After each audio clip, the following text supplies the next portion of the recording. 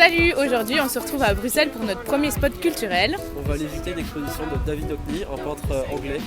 Et l'exposition a lieu jusqu'au 23 janvier 2022. Hop, pas trop vite. Avant d'entrer et de visiter, il s'agirait d'en savoir un peu plus sur l'artiste concerné, David Hockney. David Hockney, 84 ans, est un artiste tout droit venu du Royaume-Uni. Il est peintre, dessinateur et graveur, mais aussi photographe. Il a étudié au Royal College of Arts de Londres. En 1964, il découvre la Californie et beaucoup de ses œuvres s'en inspirent. Il est depuis 2018 le détenteur du record de la toile ayant suscité le plus d'intérêt aux enchères. En effet, sa toile Portrait of an Artist a été vendue à plus de 90 millions de dollars. Il habite actuellement en France et a passé son confinement en Normandie, ce qui l'a inspiré pour la conception de ses nouvelles œuvres. Là, on est au Beaux-Arts, on va aller visiter une exposition de David Hockney, comme on vous a dit précédemment. C'est une exposition composée en deux volets, donc un premier volet qui est appelé la collection de Tate, qui va se passer de 1954 jusqu'à 2017. Donc cette collection, elle va vraiment représenter la plus grande partie de la vie de l'artiste, et vraiment en passant de l'université, de toutes ses œuvres qu'il a fait après, jusqu'à son voyage en Californie et jusqu'à son retour en Angleterre. Et du coup, la deuxième partie de l'exposition, elle s'intitule L'arrivée du printemps en Normandie 2020. Et alors, il s'agit de 116 tableaux très colorés réalisés par l'artiste sur iPad. Et du coup, les œuvres tournent autour du renouveau de la nature et nous rappellent d'aimer la vie en ces temps troubles, durant le confinement. Dès l'entrée, on peut contempler une œuvre de l'artiste composée de 50 toiles.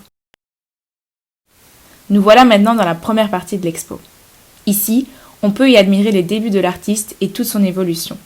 On a constaté qu'en avançant dans l'expo, ses œuvres devenaient de plus en plus réalistes. En effet, à la fin des années 1960 et durant la décennie qui suit, Hockney crée des images empreintes d'une plus grande sensibilité envers les personnages et les lieux rencontrés. Cette évolution coïncide avec l'achat d'un Pentax 35 mm que l'artiste utilise pour réaliser des peintures, offrant des représentations de plus en plus réalistes. Il s'agit donc ici du style à la croisée de l'hyperréalisme et du naturalisme.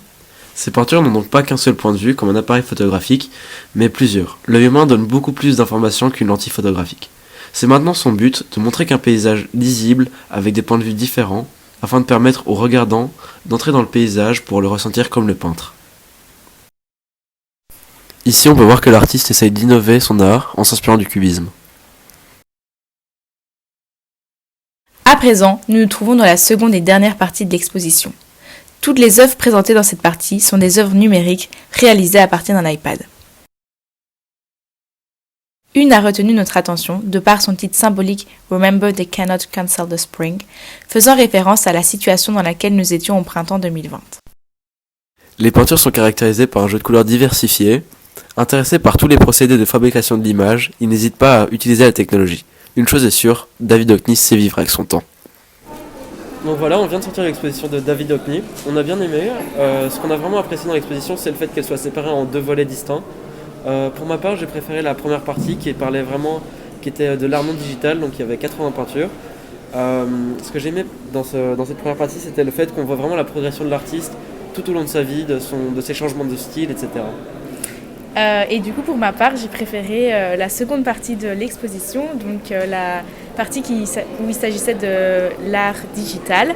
Je l'ai beaucoup aimé parce que du coup, c'était super coloré comme on l'avait dit au début et j'ai pas du tout été déçue. Et aussi, je trouve ça super chouette que l'artiste, malgré qu'il ait 84 ans, il cherche toujours des techniques pour réinventer ses œuvres. Donc là, il a utilisé un iPad et je trouve ça génial.